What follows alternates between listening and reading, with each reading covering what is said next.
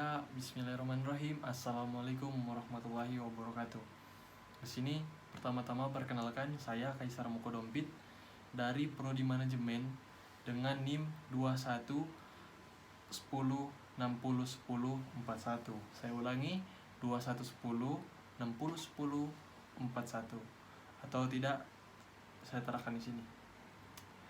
Nah, bisa dilihat NIM saya. Nah, di sini saya akan membuat satu video yang nantinya video ini akan menjadi ulangan akhir semester saya ataupun UAS dari Prodi Manajemen. Nah, untuk itu video ini saya buat untuk melengkapi UAS saya, yakni dari mata kuliah Manajemen Pengantar. Nah, mengingat saya ada dalam suatu PTS, yakni yang latar belakangnya adalah keagamaan. Untuk itu saya akan ambil satu perspektif ataupun definisi awal daripada keberagaman dari sudut pandang teologi. Jika kita lihat dalam sudut pandang Islam Al-Quran, bahwasanya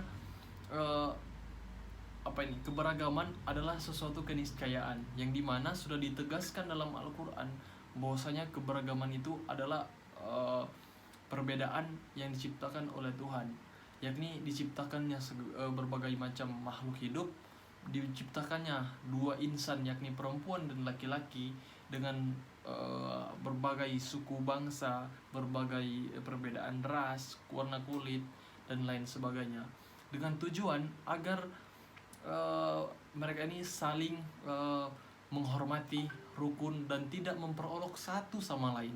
Itu poin utama daripada keragaman daripada perbedaan. Nah, untuk itu marilah sama-sama kita anut dan implementasikan poin ini untuk kehidupan kita sehari-hari. Nah, dalam Al-Quran keberagaman ini ditegaskan dalam Quran surah Al-Hujurat ayat 13. Itu definisi dari sudut pandang teologi. Nah, jika kita tarik dalam sudut pandang teoritis sosiologis, yakni keberagaman ini adalah sesuatu hal yang meliputi nilai-nilai sosialisme, di mana terdapatnya berbagai macam perbedaan di dalam sesuatu ataupun di dalam kelompok-kelompok manusia, yakni ada mulai daripada bahasa, warna kulit, golongan, cara berpakaian, dan cara untuk mempertahankan hidup.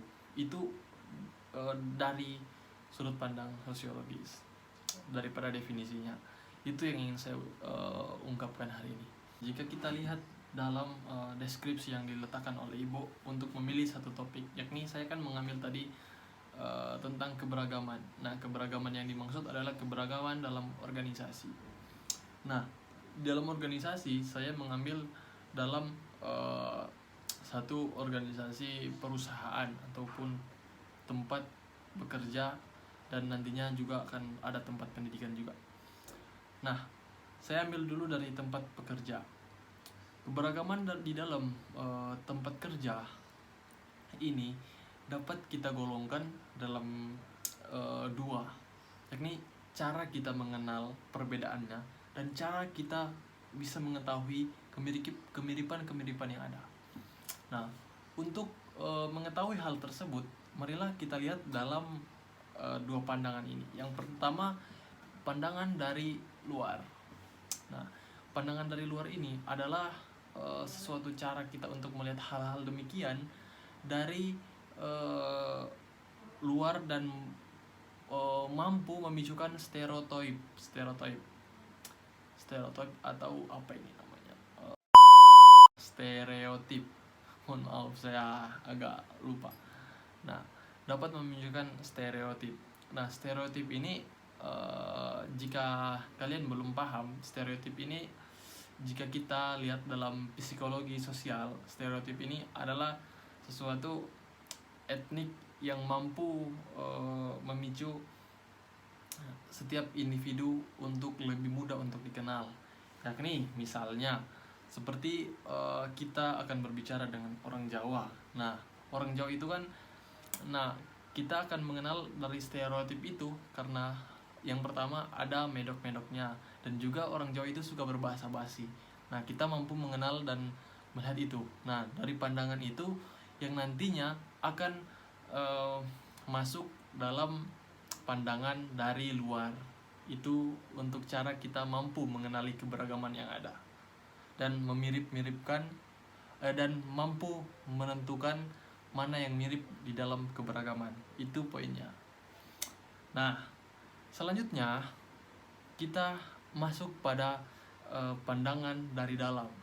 Nah, pandangan dari dalam ini jika kita masuk dan lihat bahwasanya pandangan dari dalam ini mungkin ataupun mampu melihatnya dari nilai-nilai kepribadian dan preferensi kerja.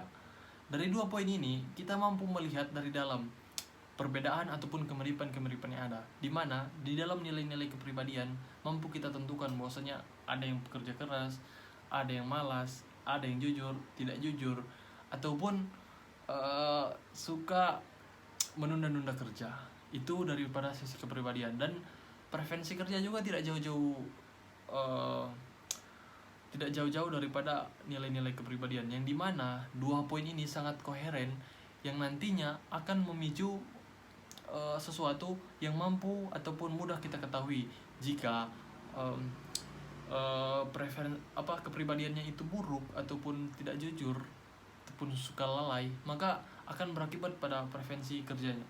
Itu poinnya. Maka dari itu, dari dua hal ini jika kita terapkan dalam keberagaman yang ada dalam organisasi, kita mampu lihat, yakni dari sudut pandang luar dan dari pandangan luar dan pandangan dalam. Itu sesuatu tingkatan. Jika kita buat tingkatan, jadi tingkatannya tingkatan luar dan tingkatan dalam. Itu daripada sedikit referensi materi yang saya dapat daripada PPT yang dibagikan oleh Ibu dosen mata kuliah manajemen pengantar. Itu. Nah, ketika kita sudah mampu mengetahui perbedaan ataupun keberagaman yang ada dalam satu tempat kerja ataupun satu organisasi yang meliputi pekerjaan-pekerjaan yang ada, nah tentunya kita wajib untuk mengelolanya, karena penting daripada ataupun manfaat daripada pengelolaan yang baik daripada keberagaman mampu diorientasikan dalam yang pertama, people management. Nah, dalam people management ini jika kita mampu ataupun bisa mengelola dengan baik, dengan efektif keberagaman yang ada, yang pertama kita dapat manfaat daripada poin itu. Manfaat-manfaatnya yakni kita dengan mudah mampu mengelompokkan berbagai skills, kemampuan daripada individu yang ada dalam organisasi itu. Yang kedua, kita mampu meningkatkan kualitas yang ada sesuai penempatan kerja yang akan kita lakukan nantinya.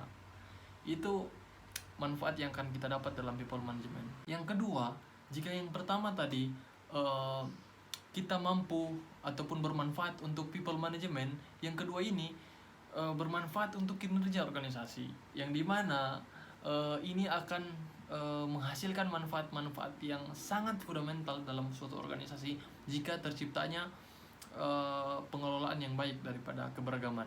Nah, yang kedua, bermanfaat dalam pengambilan keputusan yang strategis.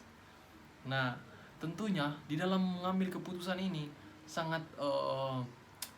sangat-sangat menjadi terminologi daripada setiap perusahaan ataupun organisasi yang ada. Jika kita mampu mengelola, kita akan dapat menentukan keputusan ataupun gagasan terbaik dalam mengambil keputusan yang strategis.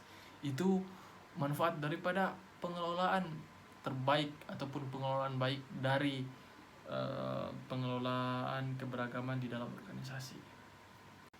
Nah, untuk itu sebelum mengakhiri materi ataupun topik yang saya bawakan pada video kali ini. Saya ingin menyampaikan sepatah dua kata ataupun quotes yang ingin saya ucapkan, bahwasanya ciptakanlah keberagaman untuk peradaban yang berkemajuan.